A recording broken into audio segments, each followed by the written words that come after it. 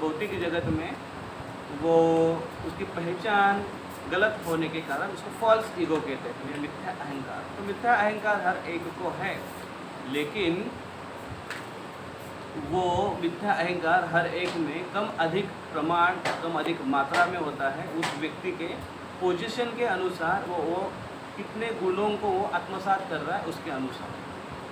अगर उसके पास अपोलेंस ज़्यादा है, बल, यश, शक्ति, सौंदर्य, ज्ञान और वैराग्य ये अगर ज़्यादा है उसके पास, तो उसका अहंकार ज़्यादा बढ़ने की संभावना है।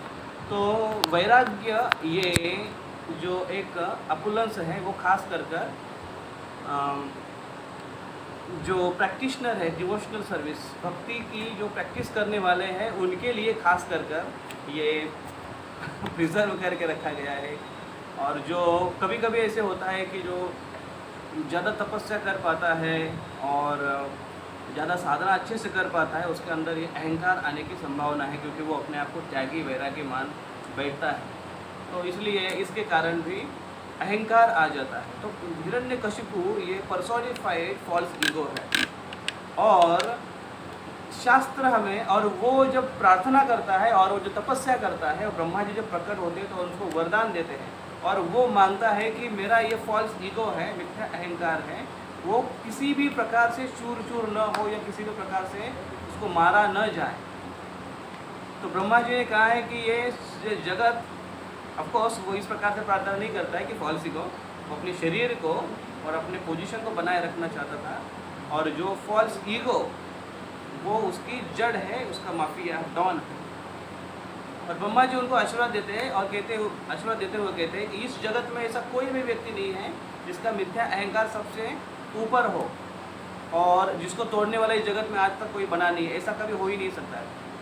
क्योंकि हर एक समय पर एक व्यक्ति एक समय पर अगर सबसे श्रेष्ठ हो, तो वही व्यक्ति दूसरे समय पर सर्वश्रेष्ठ नहीं हो सकता है।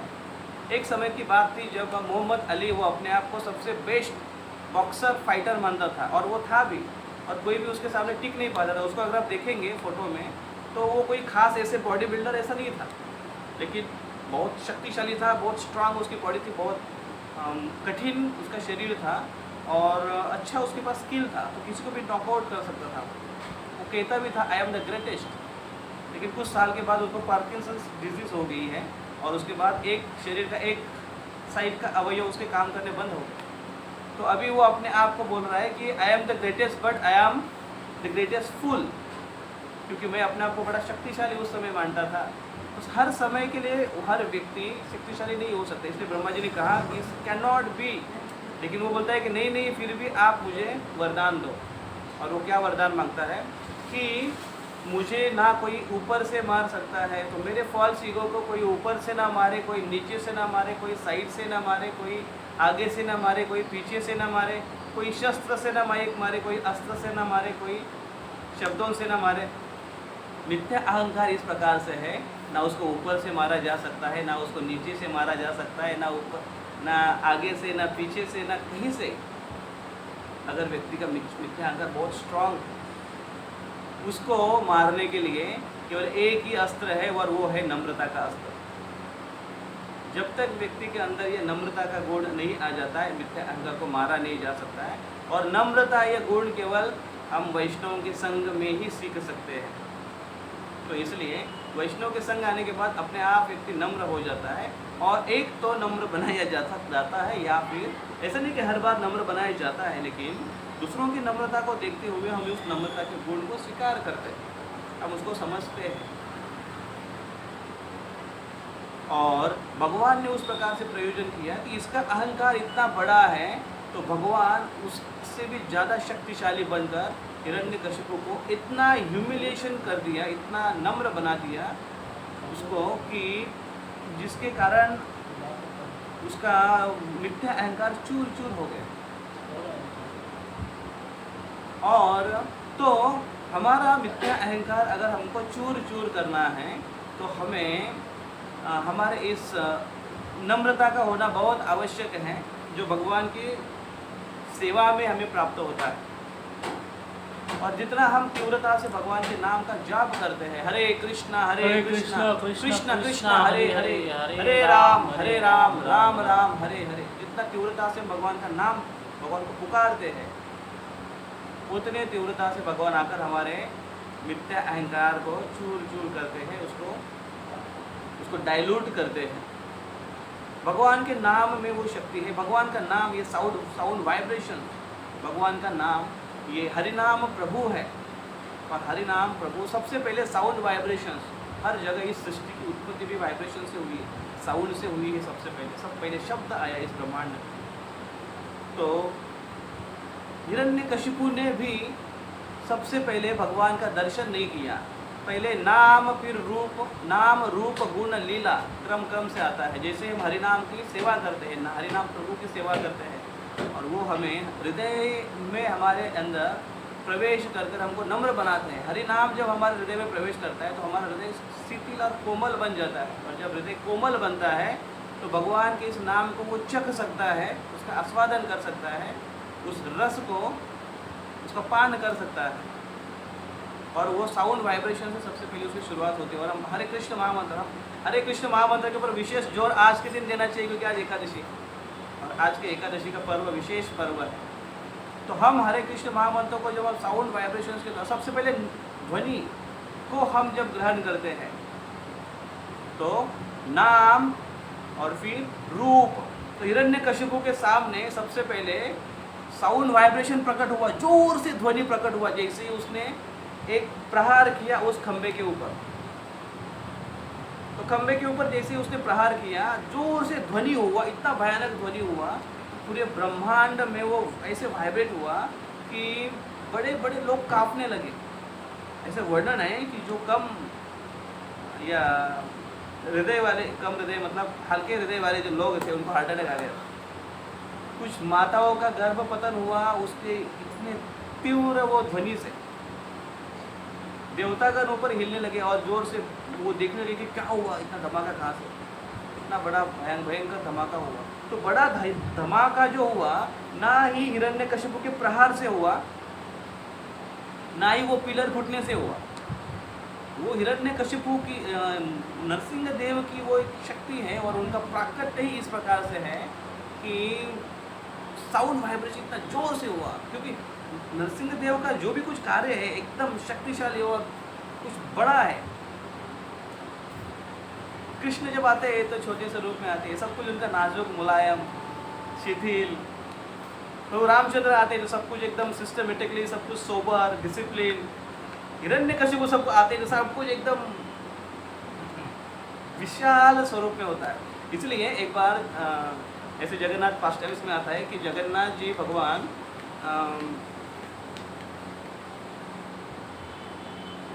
राजा के सपने में आए और उन्होंने एक रेसिपी दी। उन्होंने कहा कि ये ऐसे रेसिपी है, इसका लड्डू बनाओ और मुझे खिलाओ।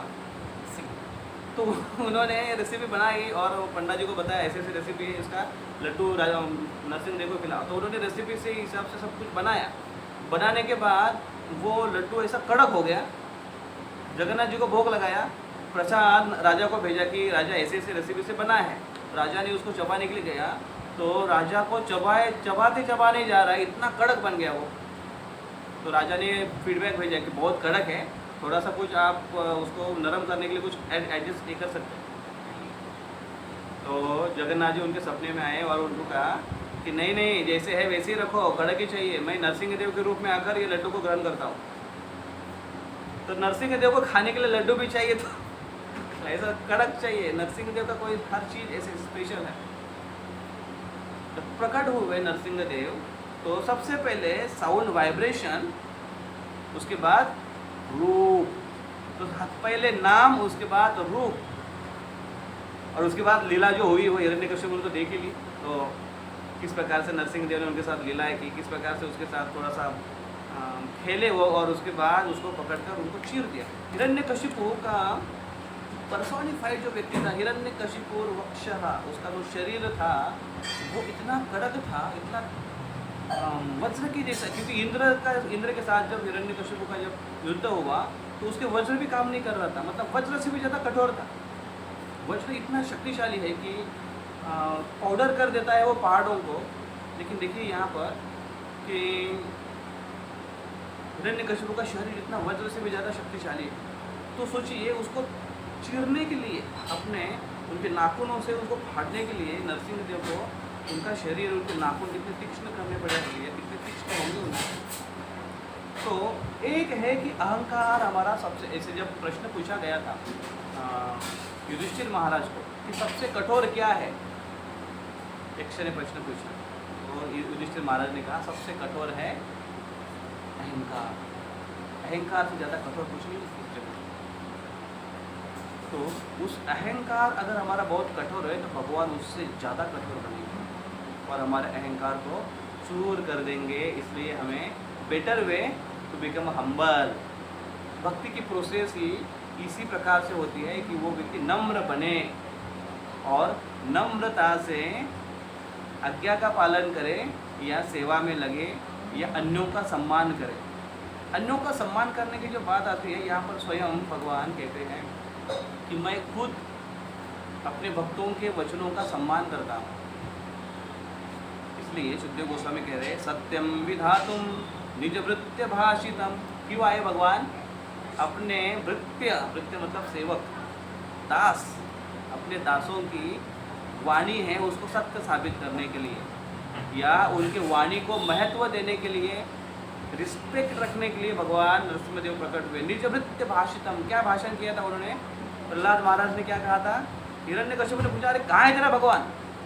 अभी देखो हिरण्यकशिपु इतना मूर्ख है कि इतने सारे जगह पर उसको मारने की कोशिश करने के बाद भी प्रहलाद मरे नहीं।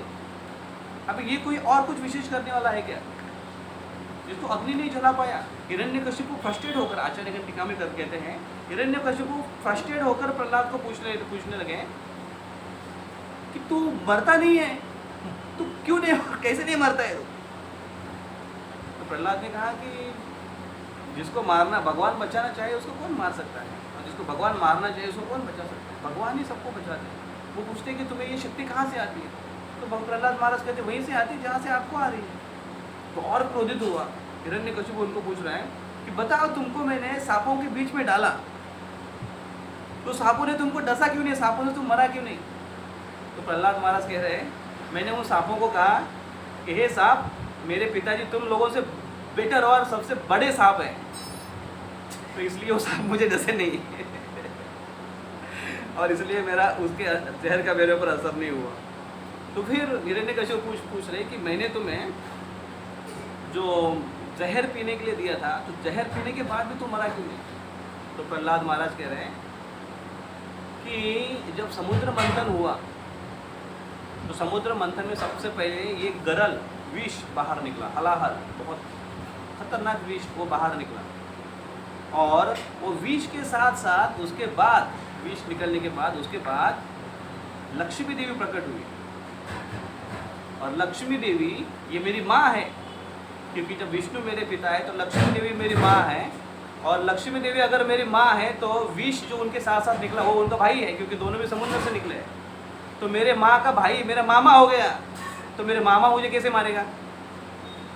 तो इसलिए मैं विष से भी नहीं मरा। फिर उन्होंने पूछा कि तुमको मैंने जलाने की कोशिश की, तुमको जलाया? एक्चुअली प्रहलाद महाराज को गोद में रखा गया होलिका की। होलिका ये नरसिंह हिरण्यकशिपु की बहन, उनको एक वरदान था, बहन ही थी, उनको वरदान था कि वो अग्नि उसके ऊपर प्रभाव नहीं करेगा। तो हिरण्य, लेकिन वो गलत कार्य के लिए अगर इस्तेमाल किया तो उसके ऊपर वो प्रभाव करेगा कर, लेकिन वो भूल गई थी, वो इतनी मत्त हो गई थी होलिका, उसने प्रहलाद को अपने गोद में लिया और अपने आप को वो जलाने के लिए कहा उन्हें, और वो जल गई। और उसके साथ साथ प्रहलाद महाराज को जलाने की कोशिश कर रही थी, लेकिन प्रहलाद तो नहीं जले, होलिका जल गई। तो हिरण्यकशिपु पूछ रहे हैं कि तू अग्नि से भी कैसे नहीं जली, जला तू? तो प्रहलाद महाराज कह रहे हैं जब यज्ञ होता है और यज्ञ में जो आहुतियाँ डाली जाती है और उस आहुतियों से अग्नि जब प्रज्वलित हो जाती है और उस यज्ञ का जो हवन है वो हवन को विष्णु का मुख कहा जाता है, और उसमें जो अग्नि के लपटें जो निकलती है वो विष्णु की जिह्वा कही जाती है, और उसमें जो भी आहुतियाँ डाली जाती है वो विष्णु उसको जिह्वा के द्वारा और उस मुख के द्वारा उसको ग्रहण करते हैं। तो वो अग्नि जब मेरे भगवान विष्णु की जिह्वा है, मेरे पिता की जिह्वा है, तो वो मुझे कैसे मारेंगे? इसलिए मैं अग्नि से भी नहीं मरा। इस प्रकार से आचार्य विविध प्रकार से उसका एक टिप्पणी देते हुए कह रहे, और हिरण्यकशिपु बड़ा फ्रस्ट्रेट हो और पूछने लगा कि बता तेरा भगवान कहाँ है? भाई तेरे भगवान को ही खत्म कर दे। भगवान को खत्म क्यों करना है? देखो लॉजिकली आप देखो थोड़ा, क्योंकि तेरा भगवान तुझे शक्ति दे रहा है इसलिए तू मर नहीं रहा है, ठीक है? तो मैं तेरे भगवान को मारूंगा और तेरा भगवान मर जाएगा, उसके बाद मैं तुमको मारूंगा, क्योंकि तुम्हें शक्ति नहीं मिलेगी। इस मूर्ख को इतनी अकल नहीं है कि जिससे शक्ति आ रही है उस शक्ति से ये प्रहलाद नहीं मर रहा है, उस शक्ति के भांडार उसको मारने के लिए चला है। सोचो कि पहले मैं तुमको मारूंगा, तो मतलब कैसे है कि ये चिल्लू भर पानी मुझसे पिया नहीं जा रहा है, और ये चिल्लू भर पानी कहाँ से आ रहा है? ये चिल्लू भर पानी आ रहा है ऊपर टंकी से। तो पहले मैं टंकी को पी जाऊँगा, फिर चिल्लू का पानी पीऊँगा, क्योंकि इस पानी में यहाँ का पानी कहाँ से आ रहा है? टंकी से आ रहा है। लॉजिकल भी नहीं है, ठीक लग रहा है। इसलिए जिस व्यक्ति की जब बुद्धि मारी जाती है, मति भ्रष्ट हो जाती है, तब वो ठीक से सोच नहीं पाता। विपरीत बुद्धि विनाश काले विपरीत बुद्धि। और ऐसे उसने जोर से प्रहार किया उस पिलर के ऊपर।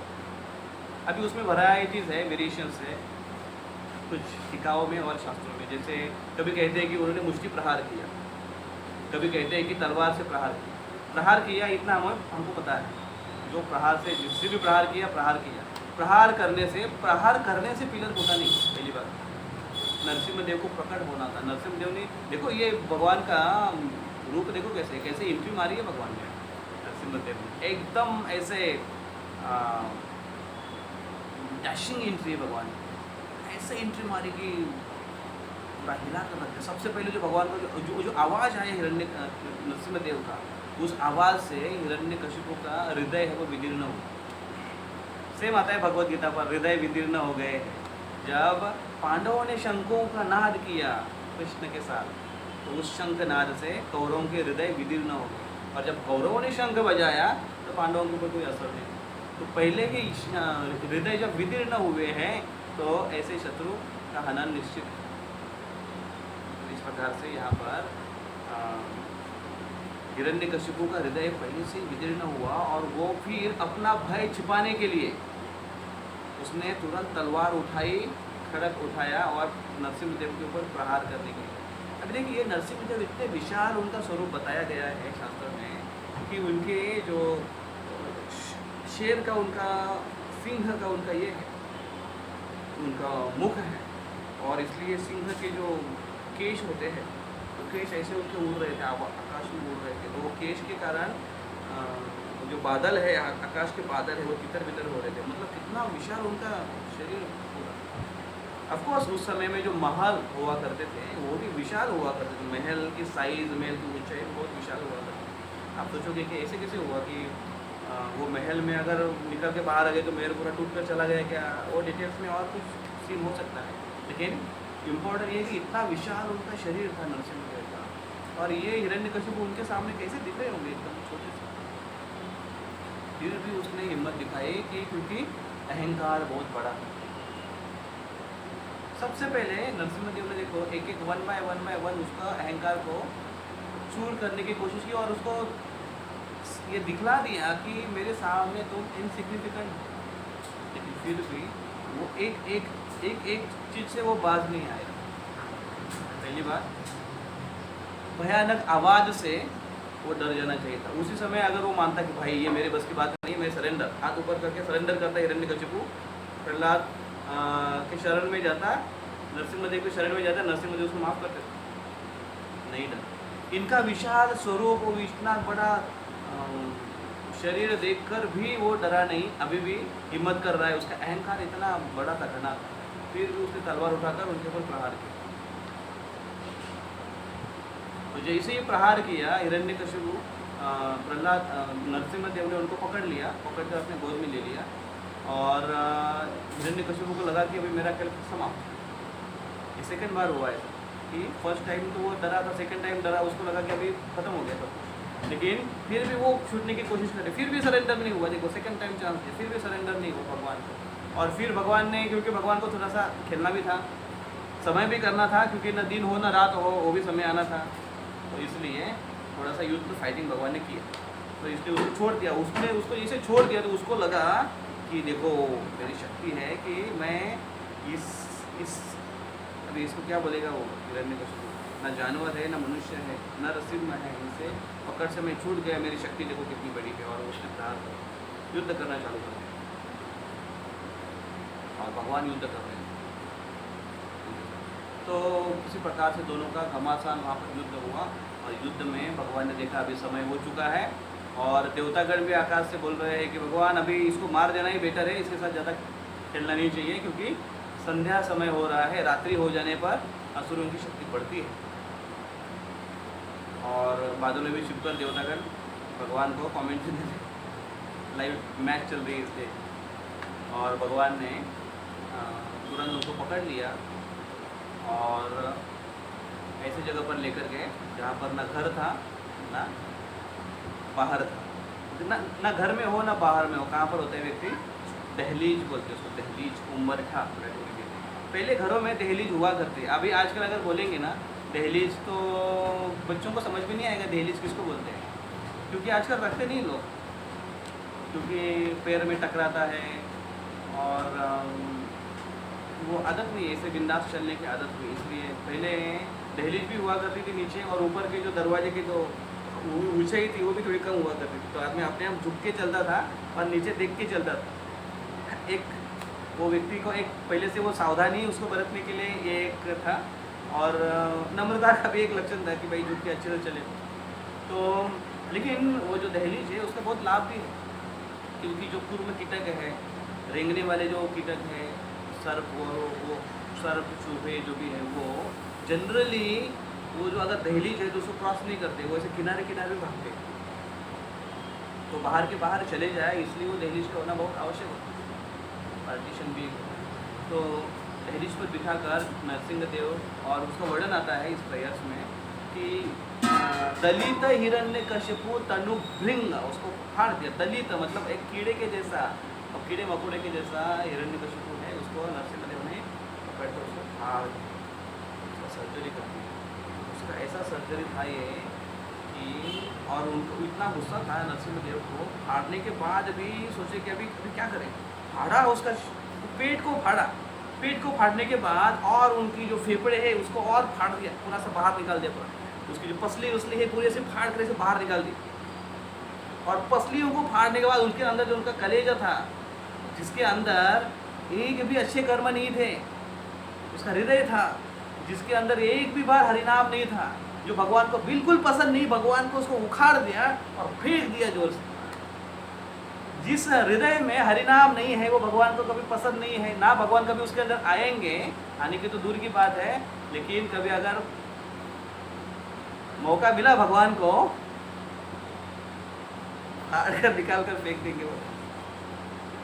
इसलिए भगवान का नाम हर एक जीव ने लेना बहुत आवश्यक है। भगवान सोचते हैं अरे मैं सब कुछ दे रहा हूँ, ये भाड़े का बुलडोजर है, सब कुछ मुझसे ले रहे, जीने के लिए हर चीज़ मुझसे प्राप्त हो रही है, फिर भी एक भी ग्रेटिट्यूड नहीं है, कृतज्ञता का एक भी लवलेश नहीं है। जिस व्यक्ति के हृदय में कृतज्ञता का एक अंश भी नहीं है, उसको भगवान भी पसंद नहीं करते। इसलिए हम किसी व्यक्ति के प्रति अगर ऋणी हैं तो हमें कृतज्ञ होना बड़ा आवश्यक है। और जब व्यक्ति कृतज्ञ है, जब नम्रता है, उसके अंदर कृतज्ञता का भाव होगा। जिसके पास नम्रता नहीं है उसके पास कृतज्ञता नहीं है। और जिसके पास नम्रता क्यों नहीं है?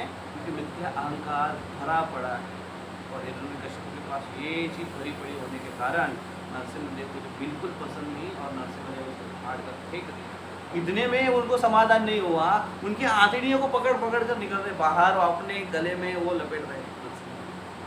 सोचिए क्या गुस्सा होगा, और वो क्या भयानक सीन होगा। वो मार डाला है सबसे पहले, इतना बड़ा ऑपरेशन हुआ है, हृदय को उखाड़ कर फेंक दिया है, आंतड़ों को निकाल कर अपने गले में डाल रहे हैं, और उनके शरीर को फेंक दिया उन्होंने दूर। और इतना गुस्सा है, अभी भी शांत नहीं हो रहे, देख रहे हैं कि और कोई है। और वो लोग भी इतने मूर्ख हैं, उनके सैनिक हिरण्यकशिपु के जैसे ही, उन्होंने देखा कि अपना बॉस को मारा इसने और उसका बदला लेने के लिए ये आक्रमण कर रहे हैं। सोचो, विपरीत बुद्धि विनाश, विनाश काले विपरीत बुद्धि। आक्रमण कर रहे हैं नरसिंहदेव के ऊपर, और नरसिंहदेव ने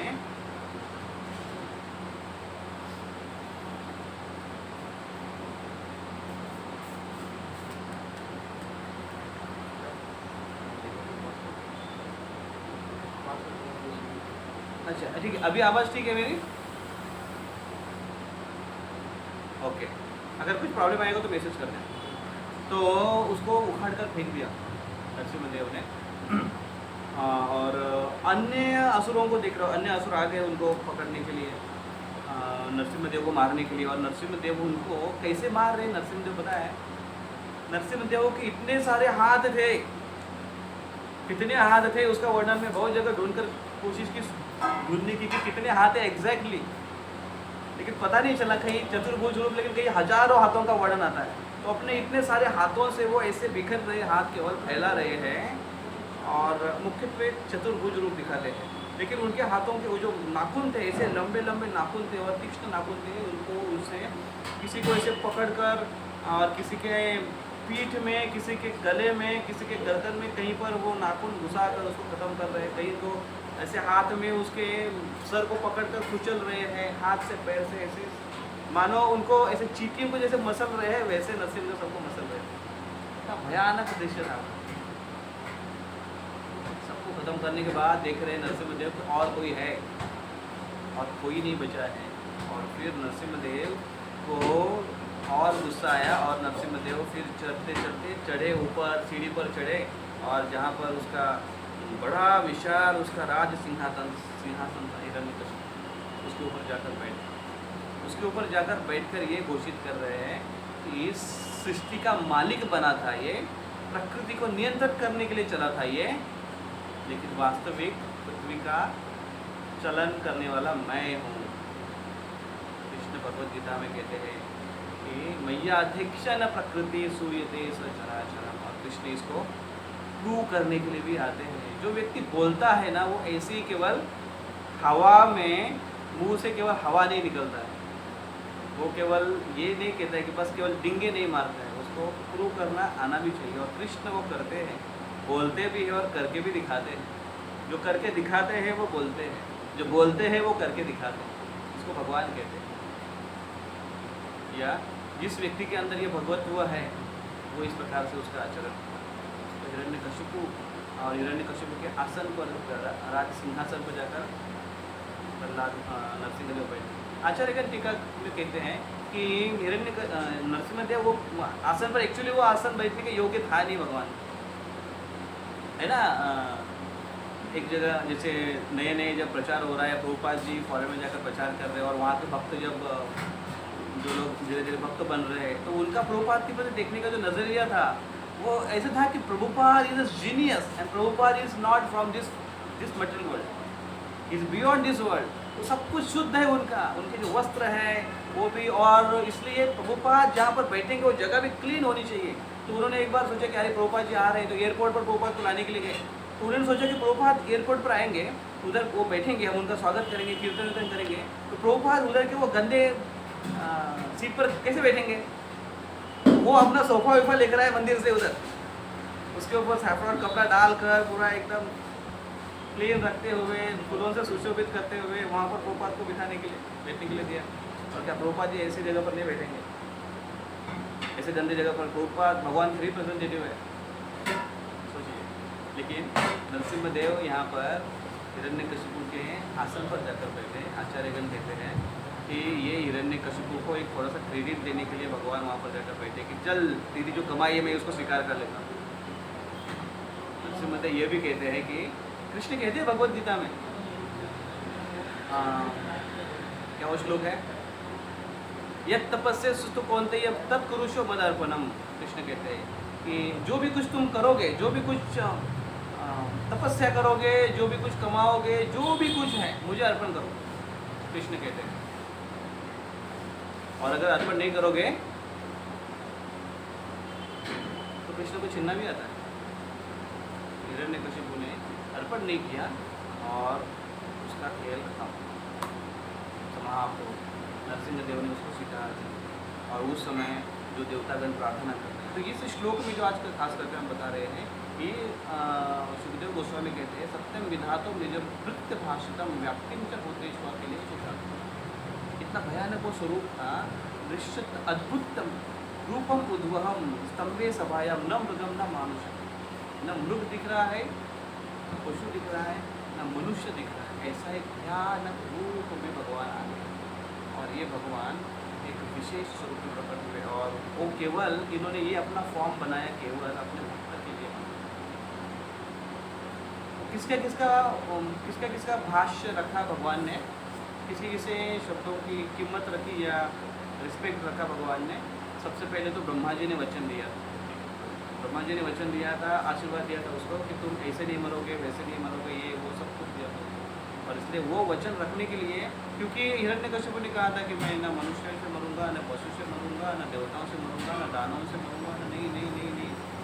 भगवान को ऐसा रूप प्रकट करना पड़ा, न मनुष्य है ये, न देवता है या दानव है या न पशु है, न नरसिंह देव भगवान ने रूप इस प्रकार से मारने के लिए भी इस प्रकार से मारा। तो अपने वृत्य ब्रह्मा जी अपने भक्त के वचन पूर्ण करने के लिए, उनकी लाज रखने के लिए भगवान इस रूप में प्रकट। और फिर प्रहलाद महाराज ने कहा कि हिरण्यकशिपु ने पूछा कि तुम्हारे भगवान कहाँ पर है। प्रहलाद ने कहा मेरे भगवान तो सब जगह है। हिरण्यकशिपु ने कहा कि ये पिलर में है। प्रहलाद महाराज ने कहा हाँ यहाँ पर भी है। अंडांतरस्थ परमाणुजया अंतरस्थम। ब्रह्मा जी भी कहते ब्रह्म संहिता हर कण कण में है, हर अण में है, अणु रेणु में है। तो प्रहलाद महाराज के वाक्य सत्य करने के लिए, ब्रह्मा जी के वाक्य सत्य करने के लिए और देवताओं के वाक्य सत्य करने के लिए भगवान प्रकट हुए। सत्यम विधातो तो भगवान स्वयं अपने भक्तों की इस वचन को रिस्पेक्ट करते हैं और वो इस अपने लीला से ये सिखाते हैं कि हमें भी भगवान के भक्तों के वचनों का कितना रिस्पेक्ट करना चाहिए। भक्तों के वचनों का रिस्पेक्ट, इसका अर्थ केवल ये नहीं कि उनका कहना मानना। तो एक तो ये है कि उनका कहना मानना। जैसे एक बार मैं घर पर गया था मेरे होम टाउन, तो वहाँ पर गया तो वहाँ पर उन्होंने एक प्रोग्राम अरेंज किया था। दूसरी जगह एक प्रोग्राम पहले से अरेंज किया था, लेकिन मुझे भी बुला के मैं गया। तो वहाँ पर हमारे रूप रघुनाथ वो आए थे, शायद बहुत फोटोज वगैरह आपने देखे होंगे, बहुत ज़्यादा सेलिब्रेट किए थे लोगों। तो रूप रघुनाथ वो आए थे और उन लोगों का अपना प्लानिंग क्या था कि आज रूप रघुनाथ ने सबको बोला, मेरे घर में भाई को सबको बोल के रखा कि आप लोग रास्ते तक को बोलना मत बिल्कुल कि हम यहाँ पर क्या करने वाले हैं।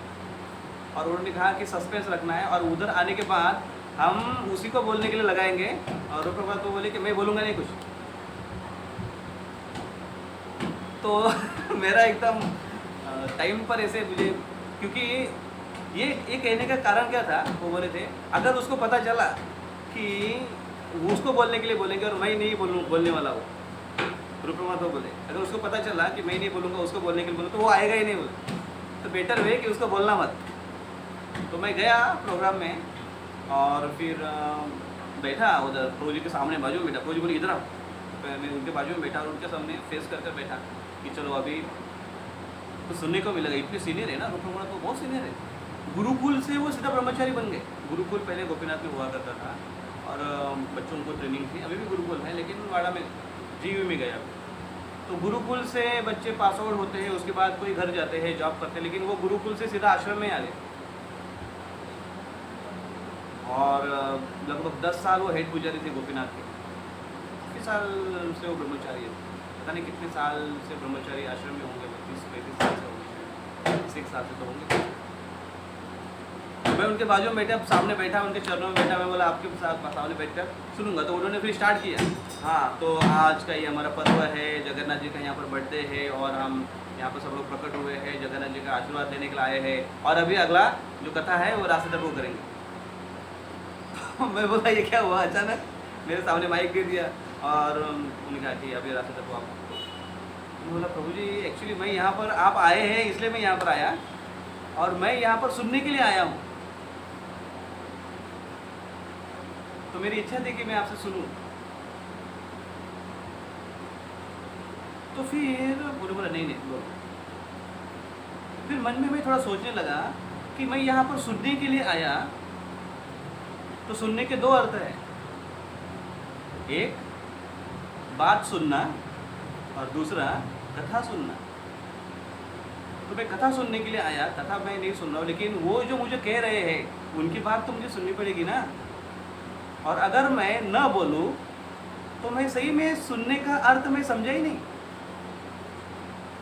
तो दोनों प्रकार से मैं सुनने के लिए आया, तो दोनों प्रकार से मुझे एक तो बोलना है, तो बोलकर भी मैं सुनूंगा क्योंकि उनके कहने कहाँ मानूंगा, और अगर मैं नहीं बोलूँगा तो भी मैं सुनूंगा क्योंकि वो बोल रहे हैं वो सुनूंगा।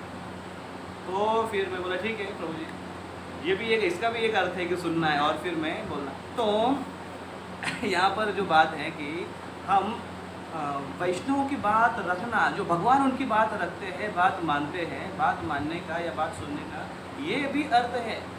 एक तो कथा सुनना, एक तो इंस्ट्रक्शंस सुनना, उनके अनुसार उसका पालन करना। कथाओं के साथ साथ ये भी अर्थ है कि उनकी बातों को मानना, इच्छाओं को जानना। और स्वयं भगवान, जैसे प्रभुपाद जी, वो बहुत फेमस एग्जाम्पल नहीं, श्याम सुंदर को बताते थे कि हम जब प्रभुपाद जी के साथ में थे और हम जब क्रॉस मैदान में आए थे 1971 में जब आए थे, बड़ा फेस्टिवल किया था क्रॉस मैदान। तो जब वहाँ से जब जा रहे थे और वो एरिया पूरी जो समुद्र के बीच की एरिया है पूरी खाली थी, ऐसा कुछ वहाँ पर बस्ती वस्ती नहीं थी। तो वो जो एरिया अभी जो भारतीय विद्या भवन है वहाँ पर, वो एरिया में वहाँ पर जो आए थे, वहाँ पर प्रभुपाद जी का एक सेंटर था। प्रभुपाद जी ने एक फिशिंग सेंटर चालू किया था मुंबई से। तो उस एरिया में प्रभुपाद जी आए, भारतीय विद्या भवन के एरिया में, और उन्होंने ऐसे उंगली करके दिखाया था कि ये जगह पर एक मंदिर होना चाहिए बोले इसको। प्रभुपाद जी ने ऐसे केवल एक इच्छा की, श्याम सुंदर को बता रहे। और देखो आज वहाँ पर श्री श्री राधा गोपीनाथ चौपाटी का भव्य मंदिर वहाँ पर खड़ा है। प्रभुपाद जी की वो एक इच्छा और भगवान ने उसको फुलफिल किया। प्रभुपाद जी की एक इच्छा थी कि इस्कॉन मायापुर हेड क्वार्टर बनना चाहिए इस्कॉन का, और वहाँ पर एक भव्य मंदिर होना चाहिए, ऐसा बड़ा मंदिर होना चाहिए कि 10,000 लोग एक जगह बैठकर प्रसाद पा सकते। प्रभुपाद जी की इच्छा पूरी होती। शुद्ध भक्त की इच्छा भगवान पूरी करते हैं। शुद्ध भक्त की इच्छा भी भगवान पूरी करते हैं, और जो शुद्ध भक्त के प्रोसेस में है उनकी भी इच्छा भगवान पूरी करते हैं। तो चाहे वो बड़ा हो चाहे वो छोटा हो, वो प्रोसेस में है।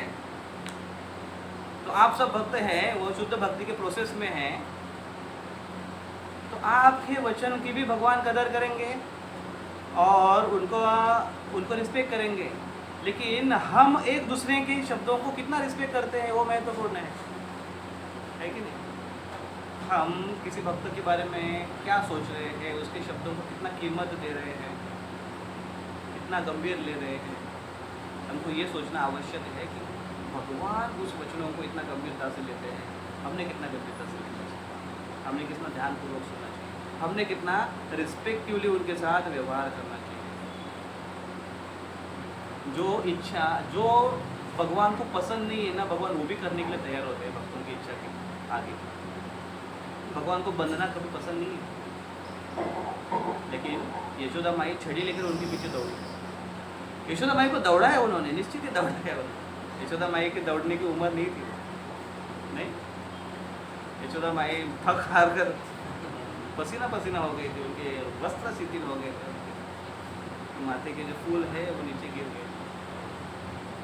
लेकिन भगवान इच्छा पूर्ण करते हैं, भगवान कहाँ मानते हैं, थोड़ा दौड़ाते भी है, थोड़ा दौड़ा है यशोदा माई, और फिर भगवान बन गए। भगवान बोले, भगवान कह रहे मेरे को पसंद नहीं है इच्छा, लेकिन यशोदा माई के इच्छा के आगे भगवान बोले। वहाँ पर विश्वनाथ चक्रवर्ती ठाकुर एक सुंदर वहाँ पर वर्णन दे रहे हैं कि यहाँ पर हमको दिखने में क्या दिखाई दे रहा है कि यशोदा माई कृष्ण को बांध रही है और वो रस्सी है वो छोटी हो रही है, लेकिन उसके पीछे बैकग्राउंड में उनकी जो शक्तियाँ है कृष्ण की, अनंत शक्तियाँ है कृष्ण की, उनका आपस में संघर्ष चल रहा है, उनका आपस में चर्चा चल रही है और दोनों एक दूसरे के साथ आर्गूमेंट कर रहे हैं कि कैसे पॉसिबल है, ये हमारे लॉर्ड है, हमारे मास्टर है, ये सृष्टि के सोर्स है, इसको कौन बांध सकता है, कोई नहीं बांध सकता है, इनको कैसे बांधने देंगे हम लोग। तो कृष्ण की शक्तियाँ वो ये पॉसिबल नहीं होने दे रही थी और ये सब चलते रहा दिन भर। यशोदा माई दिन भर वो बांधने की कोशिश कर रही थी, तो यहाँ से रस्सी लेकर आ, वहाँ से रस्सी, पूरे वृंदावन से रस्सियाँ लेकर आई थी बांधने के लिए। डिटर्मिनेशन उनका देखो ये था। और यहाँ पर उनकी डिटर्मिनेशन के सामने फिर कृष्ण की जो शक्तियों का जो आपस में संघर्ष चल रहा है, उसमें कृष्ण की कृपा शक्ति है। इसलिए कृष्ण की जो कृपा शक्ति है ना, उसको मदर ऑफ ऑल एनर्जी कहा गया है, सारे शक्तियों की माता कही गई है। अगर कृपा शक्ति कृष्ण की अगर सबकी माता न होती तो हमारा कोई ठिकाना नहीं होता, हमारी कोई योग्यता नहीं होती थी कृष्ण की भक्ति करने की। कृष्ण की कृपा शक्ति है, वो कहती नहीं ठीक है, अब सुधरेगा, अब सुधरेगा, अब सुधरेगी, ठीक है थोड़ा मौका दे दो, थोड़ा सा पनिशमेंट दे दो, लेकिन थोड़ा सा मौका दे दो। तो रामचंद्र के समय पे कृपा शक्ति भगवान की इतनी पावरफुल है कि भगवान को वो उस जीव के प्रति कृपा दर्शाने में वो मजबूर करती है, भगवान की अपनी इच्छा से। भगवान की अपनी इच्छा से भगवान मजबूर हो जाते हैं, डायनामिक है ये सब। और भगवान की वो कृपा शक्ति है, वो हमारे लिए एक आसरा है। और कृष्ण बन गए, यशोदा माई को बड़ा आनंद, वहाँ बांध दिया मैंने तुमको, अभी यहीं पर रहना, मस्ती नहीं करना, ले जा रहे हो अपना काम करने, दिन भर का काम पड़ा हुआ था, अभी काम करने के लिए जा रही है यशोदा। कृष्ण ने और एक कारस्थान किया उस समय, और एक लीलाएँ की, और एक घटना घटी। कृष्ण भगवान अपने भक्तों के इस उनका कंट्रीब्यूशन है अपने भक्तों के साथ, उसको बड़ा गंभीरता से लेते हैं। तो अगर हम उसको बड़ा गंभीरता से ले तो हम अपनी तरक्की कर सकते हैं। वैष्णव के आशीर्वाद अगर हम कलेक्ट करें तो इसमें हमारा लाभ होता है। नारद मुनि वैष्णव के साथ कौन, देखो संबंध देखिए, नारद मुनि की कृपा मिली प्रहलाद महाराज को, भक्ति मिली उन्हें। प्रहलाद महाराज शुद्ध वैष्णव भक्त बने, माँ के गर्भ में। नारद मुनि एक देखिए संत वैष्णव के साथ संबंध हुआ, वही नारद मुनि का संबंध हुआ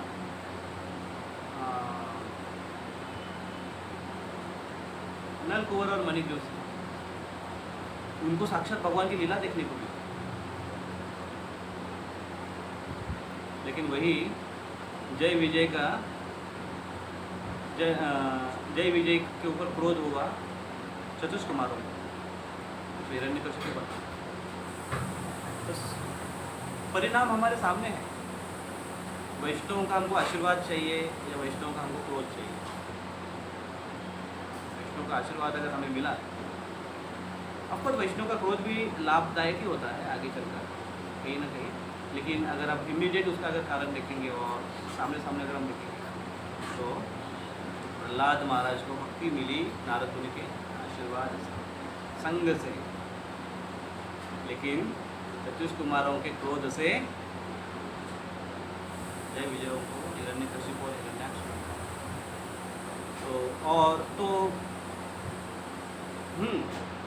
फिर हिरण्यकशिपु हिरण्याक्ष बनना पड़ा, क्योंकि हृदय में भौतिक आसक्ति है, भौतिक लालसा है, भौतिक भोग की वांछा है, वो जागृत हो गई। और फिर वो भूख इतनी बढ़ती गई कि पूरे ब्रह्मांड का राजा बनने के बाद भी संतुष्ट नहीं। वो हिरण्यकशिपु। तो जब वैष्णव का हम आशीर्वाद लेते हैं तो हमारे हृदय में भक्ति पनप जाती है, भक्ति बढ़ने लगती है, उसका सिंचन पोषण होता है। लेकिन जब हम वैष्णव का अपराध करते हैं और उनका अगर क्रोध हमारे ऊपर बरसता है तो अंदर भौतिक इच्छा जागृत होती है, हिरण्यकशिपु के जैसे हमारे हालत में ये बड़ा आवश्यक है कि उनके आशीर्वादों को प्राप्त करें। और वैष्णव का ये कर्तव्य, ये गुण नहीं होता है कि वो हमेशा क्रोधित होते रहे और हमेशा अपना ये रूप प्रकट करने के लिए तैयार ना हो कि नरसिंहदेव का रूप प्रकट करने के लिए तैयार नहीं होते। बड़े दयालु रहते हैं। वो कब क्रोधित हो जाते हैं? जब कोई भक्तगण अगर भक्ति को गंभीरता से नहीं लेता है, भगवान की सेवा को गंभीरता से नहीं लेता है, भगवान की सेवा को वो ऐसे कोई अगर करना है इसलिए या करेंगे, या मराठी में कहते चाल ढकल, ऐसा अगर करने लगते तो वैष्णव असंतुष्ट हो। वैष्णव सबके हमारा हमें आशीर्वाद देना बहुत आवश्यक है भक्ति को आगे बढ़ने की। और ये स्वयं भगवान बताते हैं कि मैं मेरे भक्तों के वाक्य को, उनकी इच्छाओं को कितना गंभीरता से। हरे कृष्णा कृष्णा कृष्णा हरे हरे, हरे राम राम राम हरे हरे। बोलो नरसिंहदेव भगवान की जय, प्रहलाद नरसिंह की जय, श्री श्री लक्ष्मी नरसिंहदेव भगवान की जय, श्री श्री राधा मुरलीधर भगवान की जय, जगत गुरु श्रील प्रभुपाद की जय, गौर